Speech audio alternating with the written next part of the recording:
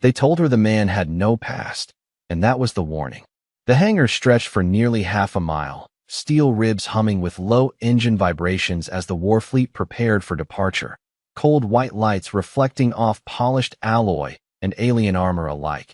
And Commander Velara stood at its center, tall and unshaken, her blue skin catching the glow like distant ocean under starlight, golden eyes scanning rows of soldiers with practiced precision, every movement efficient, every breath controlled, until her gaze stopped on him, the human, standing, still among motion, assigned to her without ceremony, without explanation, Ethan Cole, no rank markings beyond guard, no commendations, no history file worth reading, just a blank space where a soldier's life should have been, and that alone made her lips curl slightly, amused, dismissive. "You're late," she said, though he wasn't, her voice smooth, edged with quiet authority, the kind that bent others without effort. But Ethan didn't react, didn't flinch, didn't even look at her right away. His eyes fixed somewhere beyond the massive bay doors where stars shimmered faintly through reinforced glass, as if measuring something no one else could see. And that silence lingered just long enough to feel wrong, like a delay in a heartbeat, before he finally turned, calm, unreadable. "No, ma'am," he said, voice low, steady, American cadence softened by something older, something heavier, and that only made her smirk deepen. "Right," she muttered, stepping closer, boots echoing in sharp, metallic rhythm. Another quiet one. She circled him once, slow, analytical, noting the way his posture stayed relaxed but not careless, how his hands rested naturally at his sides, not rigid like a recruit, not tense like a nervous officer, just ready, and it irritated her more than she expected. "Do you know who I am?" she asked, stopping in front of him, chin raised slightly, expecting the usual reaction, recognition, respect, maybe even a hint of fear, but Ethan only met her gaze briefly, just enough to acknowledge, not enough to submit. "Yes, Commander," he said, and that was it. No embellishment, no flattery, just fact, and something about that answer, that absence of performance, made the air between them tighten. Velara let out a quiet breath through her nose, almost a laugh. "Good," she said, stepping back. "Then you understand your job is simple. Stay behind me, stay out of the way." A few nearby officers exchanged subtle glances, the kind that carried unspoken amusement. Humans were still, new, unpredictable, but rarely impressive, and she turned to walk toward the command lift, expecting him to fall in line. Without thought, but as she reached the threshold, a flicker crossed the main tactical display above, just for a second, a glitch in the system, a pattern of symbols that shouldn't have been there, old war code, obsolete, buried, forgotten. Velara barely noticed it, but Ethan did, his eyes narrowing slightly, focus sharpening in a way no one else caught, his head tilting almost imperceptibly as if listening to something beneath the hum of machinery, something distant, something familiar, and, for the first time since he'd stepped into that hangar, he moved before being told, one quiet step forward, gaze lifting toward the display as the symbols vanished just as quickly as they appeared, leaving nothing but standard readouts. Normal, safe, but Ethan didn't look convinced, not even close. Velara glanced back, catching that movement, that shift, irritation flickering again. "Problem? Human?" she asked, tone cool, dismissive, but he didn't answer immediately, just kept staring at the now empty screen, jaw tightening almost invisibly, like a memory pressing too close. And when he finally spoke, it was softer than before, quieter, but heavier. "Not yet," he said, and for a reason she couldn't explain, that answer made the massive warship feel smaller. The command deck rose nearly 40 feet above the hangar floor, a cathedral of glass and light, where every console pulsed with quiet precision, and Commander Velara stepped into it without slowing, her presence alone enough to shift the rhythm of the officers stationed along the curved stations, voices lowering, movements sharpening. While outside the forward viewport the void stretched endless and black, dotted with distant stars that looked harmless until you knew what could hide between them. "Status," she said, her voice carrying clean across the room without force, and a dozen systems answered at once. "Navigation stable, shields nominal, Long-range scans clear within 500,000 miles. All routine, all expected, and yet the faint echo of that earlier glitch lingered somewhere in the back of her mind like a word she almost remembered. She dismissed it, turning instead toward the central display where the fleet formation rotated slowly in three-dimensional projection, dozens of ships aligned with mathematical perfection, a show of control, of dominance, of certainty. "We move in 3 minutes," she added, folding her hands behind her back, posture flawless, and only then did she notice that Ethan had not taken position where guards usually stood, not behind her, not along the perimeter, but near the secondary sensor array, eyes fixed on data that was not being highlighted for anyone else. His presence there subtle but wrong in a way she could not immediately define. "Guard," she called without turning, tone edged with impatience. "Your place is not there." A pause followed, just long enough to test her authority, and then his voice came, calm as before. "I can see better from here." And a few officers glanced sideways, surprised at the quiet defiance. Veolyra turned slowly this time, her gaze sharpening as it locked onto him. "You can see what exactly?" she asked, stepping closer, each step measured, controlled, the air around her cooling by instinct alone. But Ethan did not step back, did not straighten, did not perform the expected correction. Instead, he gestured lightly toward the display.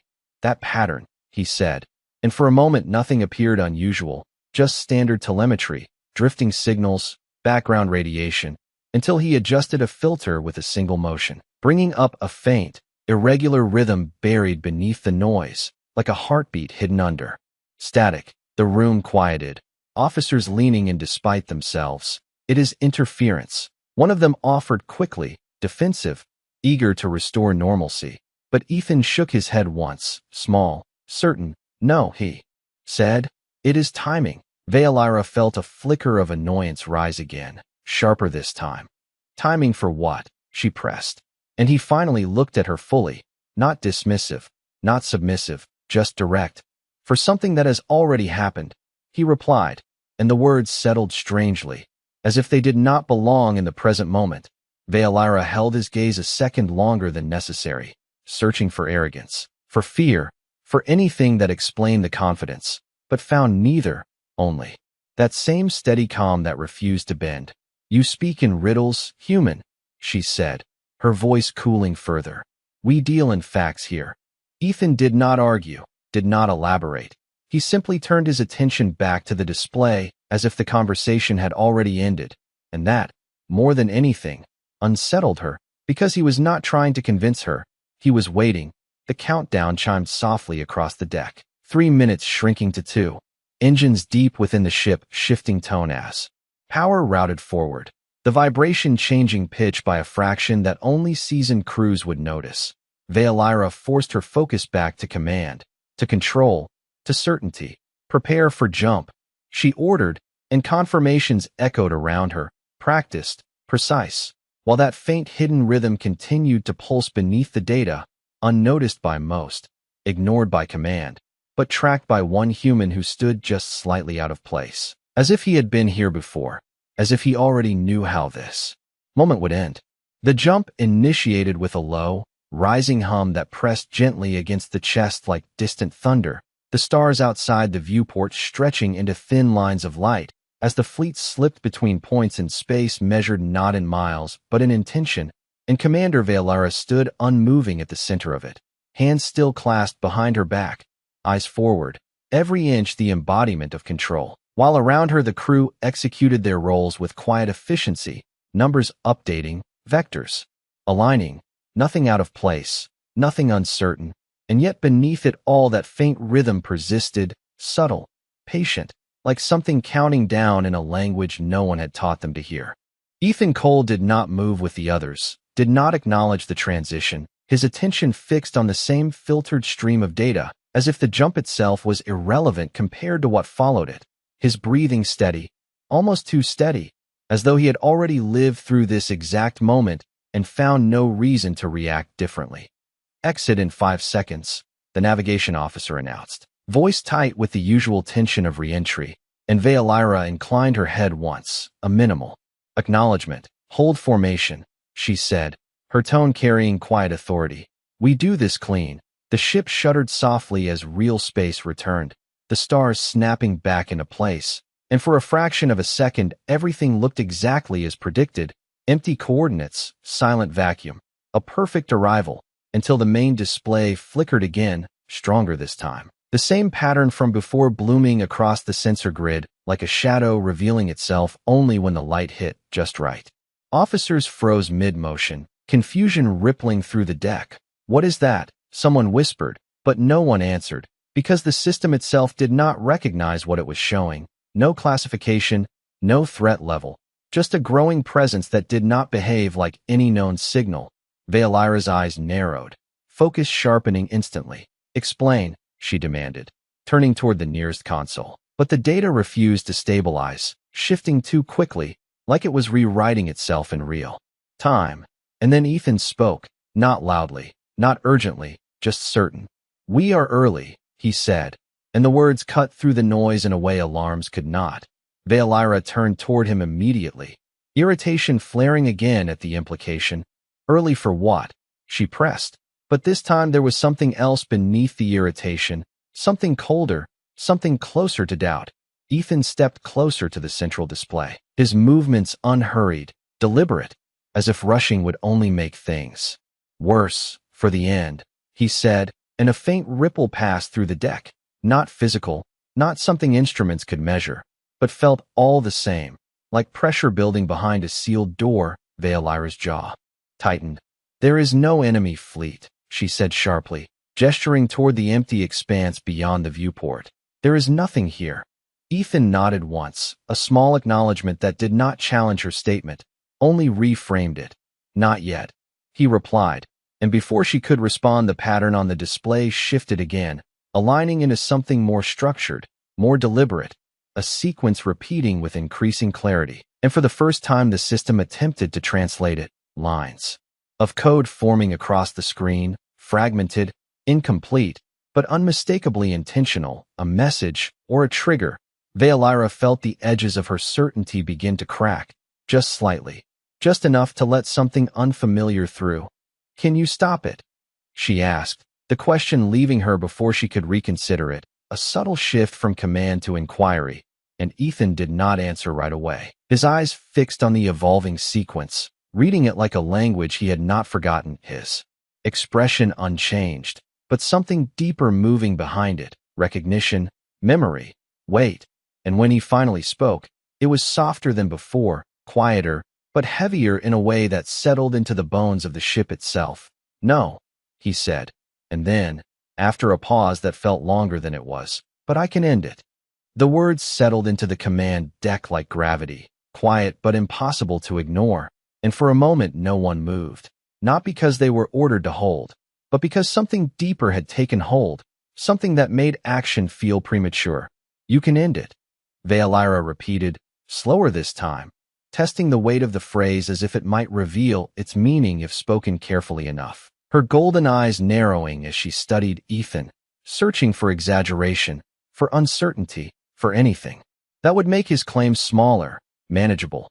But he stood exactly as before, still, grounded, as though the outcome had already been decided somewhere beyond the reach of this moment.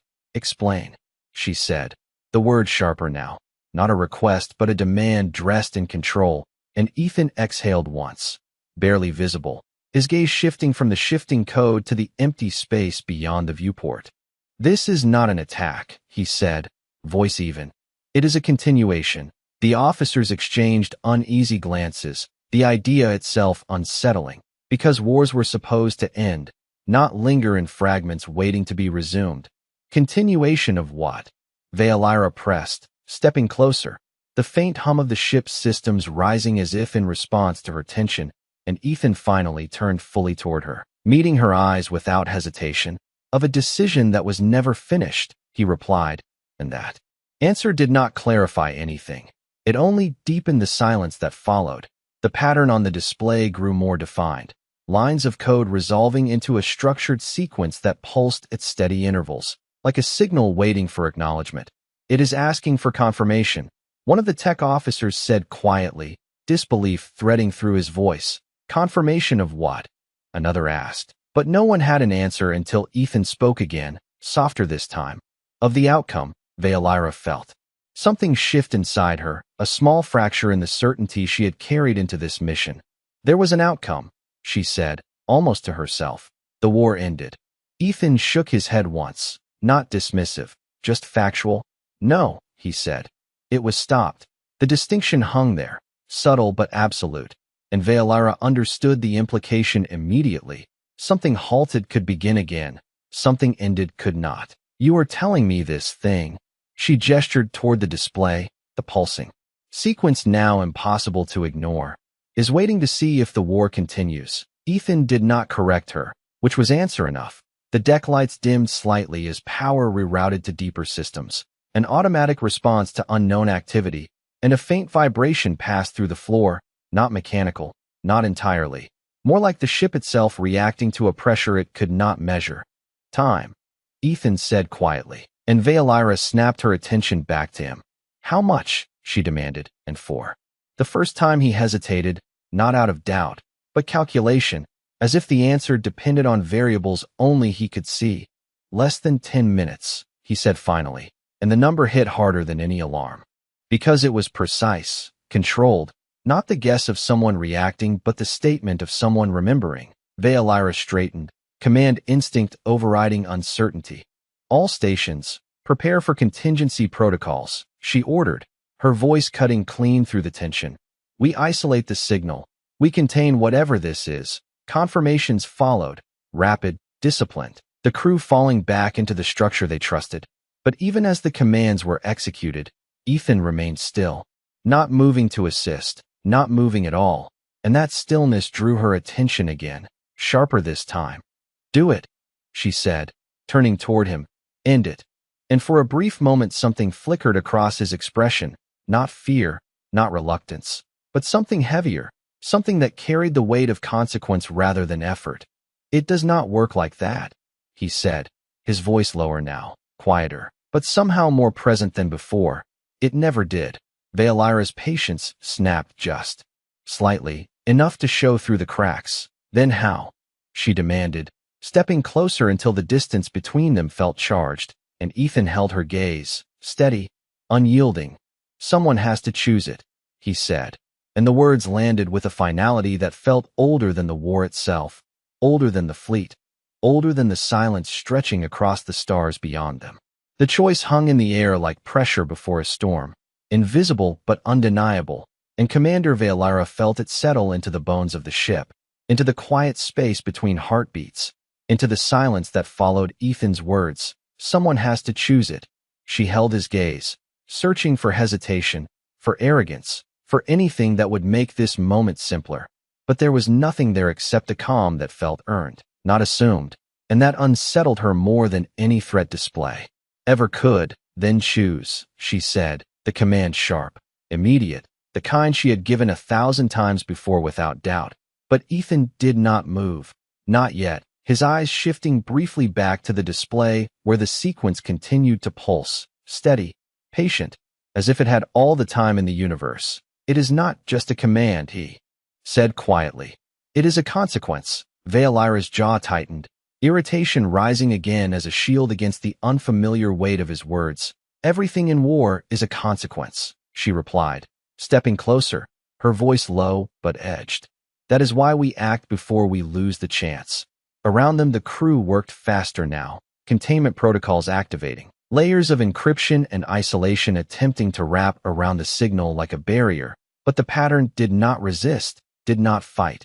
It simply adapted, slipping through each layer as if it had already mapped them all. It is not resisting, one officer said, confusion creeping into his voice. It is waiting. Ethan nodded once, almost to himself, as if confirming something he had expected, and that small gesture drew Veolyra's attention again, sharper this time. You have seen this, she said, not a question, but he did not answer directly. Instead, he stepped toward the central console, the faint vibration beneath their feet, deepening just slightly, like a distant engine beginning to turn. I remember the moment before it finished, he said, his voice quieter now, but clearer, every word landing with precision. the part where everyone believed they still had time. Veolyra felt a chill move through her, not from fear, but from recognition, because she had heard that tone before in veterans who had survived things others had not. The certainty that came from having already crossed a line no one else could see. What happens if no one chooses? She asked, and the question slipped out before she could stop it. A break in command that she would not have allowed from anyone else. Ethan's gaze lifted from the console to meet hers again, steady, unwavering. Then it chooses for us, he said. And for the first time since the anomaly appeared, the ship's systems reacted in a way that felt immediate. A soft chime echoing across the deck as the sequence on the display shifted, accelerating the intervals. Between pulses shortening, the pattern tightening into something more urgent, more defined. It is progressing, the tech officer said, voice tight now. We are losing the window. Veolyra turned back to the display.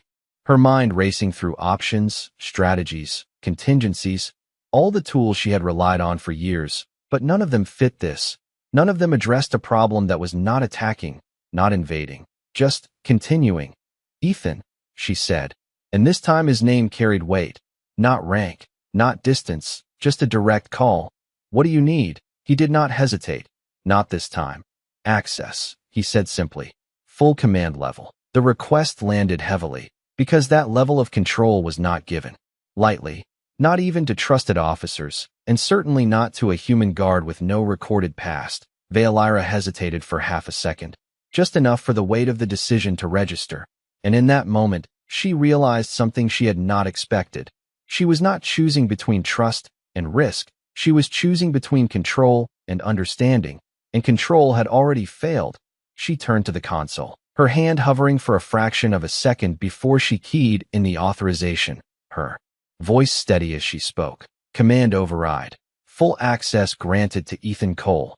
The system acknowledged with a low tone, the interface shifting, opening pathways that had been sealed moments before, and Ethan stepped forward into that space without hesitation, as if he had always belonged there, his hands moving across the controls with quiet familiarity, not hurried, not uncertain, just precise. And as the sequence on the display aligned with his input, Veolyra felt the shape of the moment.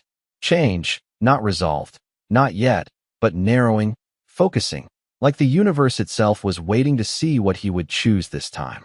Ethan did not rush, and that was the first thing everyone noticed, because the sequence on the display was accelerating now, each pulse closer than the last, the window narrowing with every second, yet his hands moved with the same measured precision, fingers gliding across the interface, as if the system were not foreign at all, but something he had learned long ago and never quite forgotten. The command pathways opened under his access shifted in response, layers of restricted architecture, unfolding into view, and for a brief moment the display stopped looking like a battlefield tool and started looking like something else entirely, something older, something designed not just to fight a war, but to decide when one should no longer exist. Veolyra stood just behind him, close enough to see the subtle movements in his posture, the way his shoulders remained relaxed despite the tension building across the deck, and she realized that he was not reacting to the urgency around him. He was matching something deeper, something internal, like a rhythm he had already synchronized with long before stepping onto her ship. "What are you doing?" she asked, her voice quieter now, not because she lacked authority, but because the moment demanded it, and Ethan did not look away from the console as he answered. "I am finding where it ended," he said, and the words seemed to settle into the system itself, because the chaotic pattern on the display began to stabilize, lines aligning, fragments locking into place, forming a structure that no longer felt random but deliberate, like a sentence being completed after a long interruption. The tech officers leaned in, their earlier skepticism replaced by something closer to disbelief, because the system was no longer resisting interpretation, it was cooperating, responding to Ethan's input as if recognizing it. "It is adapting to him," one of them whispered, and Veolyra felt that same shift again, the one that had started as irritation and was now something else entirely, something sharper, more focused. "Why?" she asked, not looking at the officers, only at Ethan, and this time he paused, just briefly, his fingers hovering above the final sequence. "Because it remembers me," he said, And that answer carried no pride, no weight of ego, only fact. And that made it heavier than any boast could have been.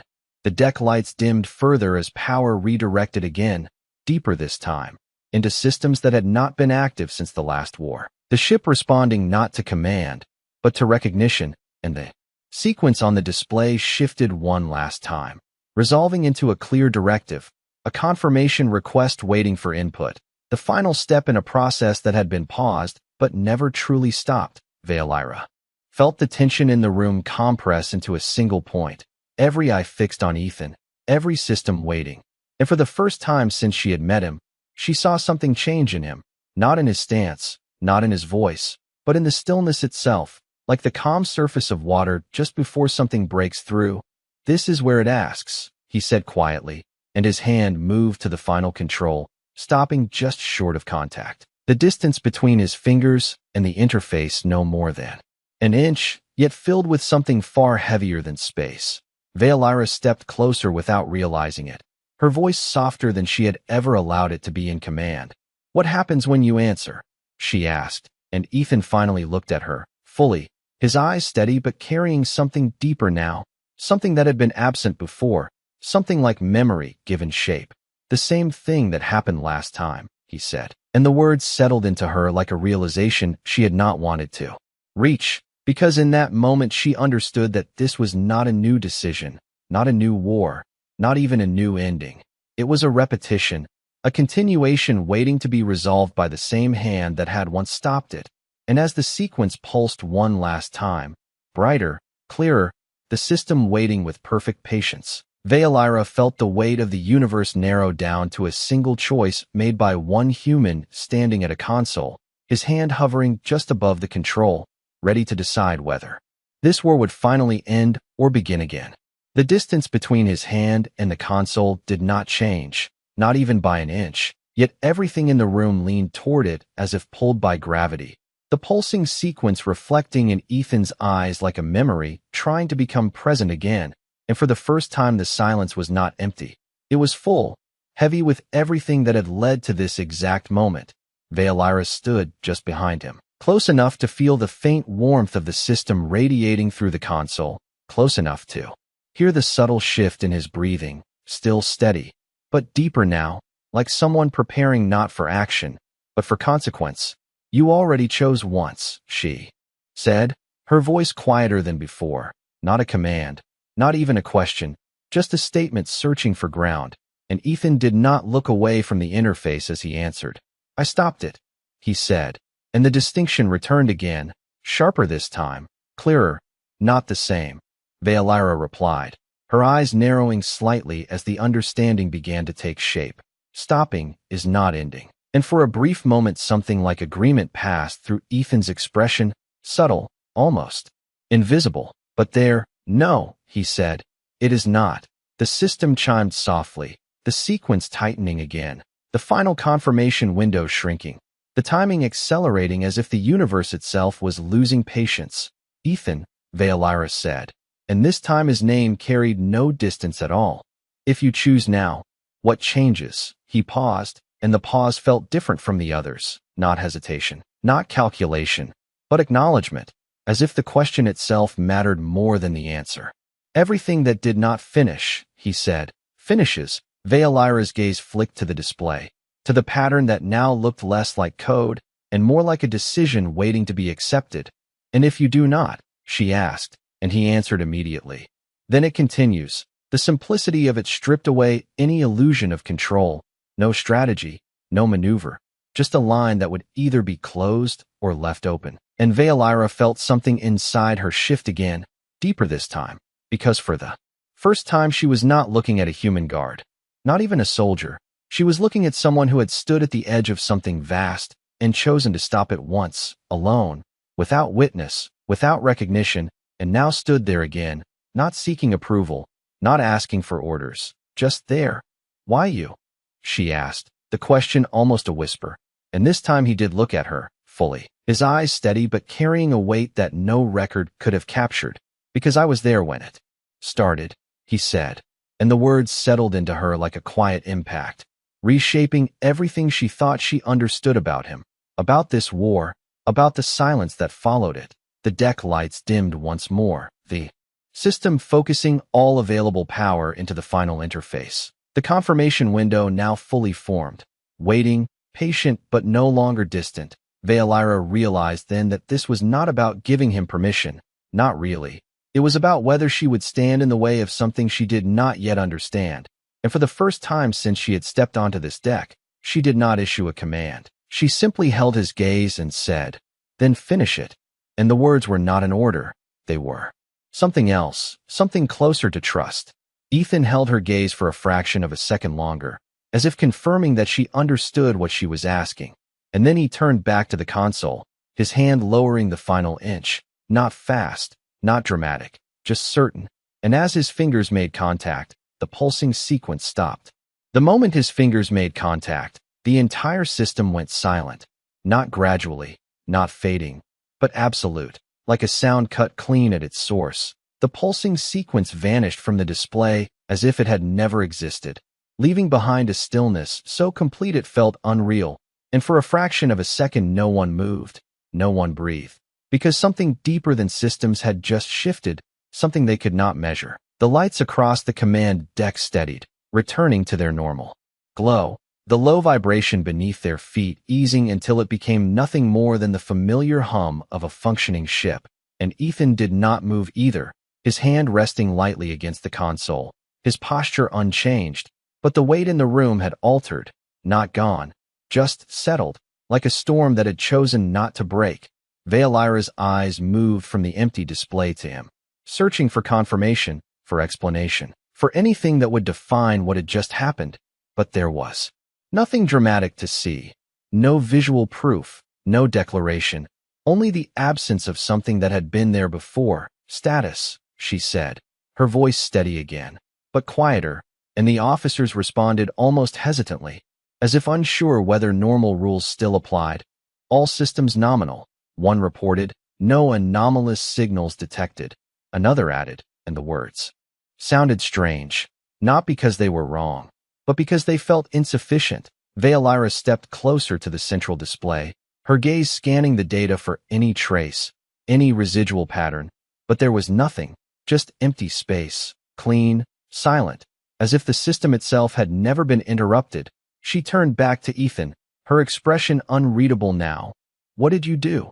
she asked, and this time it was not a challenge, not even skepticism, just a need to understand. Ethan removed his hand from the console slowly, as if the action itself mattered, his fingers lingering for a moment before pulling away. "I finished it," he said, and the simplicity of the answer made it heavier, not lighter. Veolyra studied him, the words echoing in her mind. Finished, not stopped, not delayed, finished, and she realized that whatever had just occurred had not been a battle, not a maneuver, but a conclusion, something that had been waiting for completion. "The war," she said quietly, and he nodded. Once, a small, almost imperceptible movement. "It cannot continue now," he replied, and the certainty in his voice carried no pride, no relief, only finality, the kind that left no room for doubt. Veolyra looked back at the viewport, at the stars that had not changed, that had witnessed countless conflicts and would witness countless more, and yet in that moment they felt different, not brighter, not dimmer, just still, as if something that had been echoing between them had finally stopped. She turned back to Ethan again, her earlier amusement gone, replaced by something far quieter, far deeper. "You did this before," she said, and he did not deny it. "Yes," he answered, and that single word carried more weight than any report could have, because it meant that the silence they had lived in, the peace they had assumed, had not been the natural end of a war. It had been the pause after a choice, one that had never been completed until now. The realization settled into Veolyra slowly, reshaping her understanding of everything she thought she knew, about the war, about the fragile balance that followed it, and about the human standing in front of her who had carried that unfinished decision alone. "Why was it not finished then?" she asked, and this time Ethan hesitated, not long, but enough to show that the answer was not simple. "Because I chose to stop it," he said, and the distinction returned once more, clear and undeniable. Veolyra held his gaze, understanding now what that had meant, that the war had not ended because it could not without a final choice, not without accepting what that ending required, and that he had walked away from it once, leaving it suspended, unfinished, waiting. Until now, she drew a slow breath, the air feeling different in her lungs, lighter, clearer, and for the first time since she had met him, she did not see a human guard, or even a soldier. She saw someone who had stood at the edge of something no one else had reached, and had finally chosen to close it. Ethan, she said, and his name carried something new now. Not command, not distance, just recognition. What happens now? He looked past her, toward the viewport, toward the quiet stars, and for a moment there was no answer, just silence, the kind that no longer felt like waiting, but like something that had finally been allowed to exist on its own terms.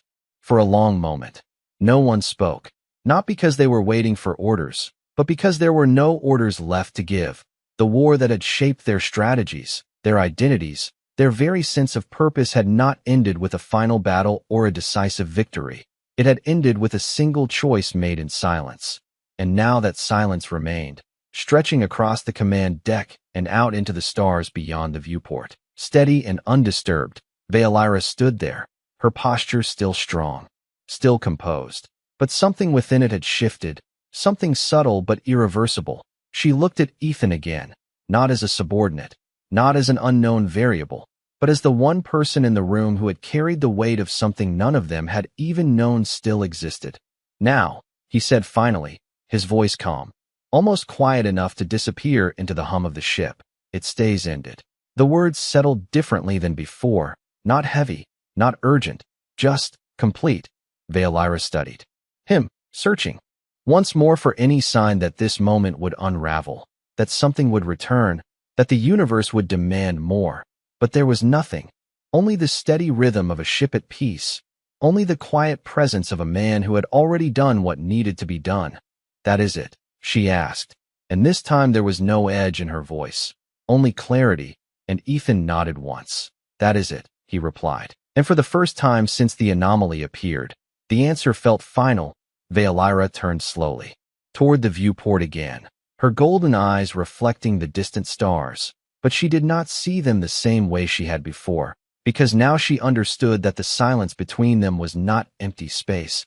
It was something that had been protected, preserved by a decision no one had witnessed, and completed only moments ago. She drew in a slow breath, the air steady in her lungs, and then she spoke.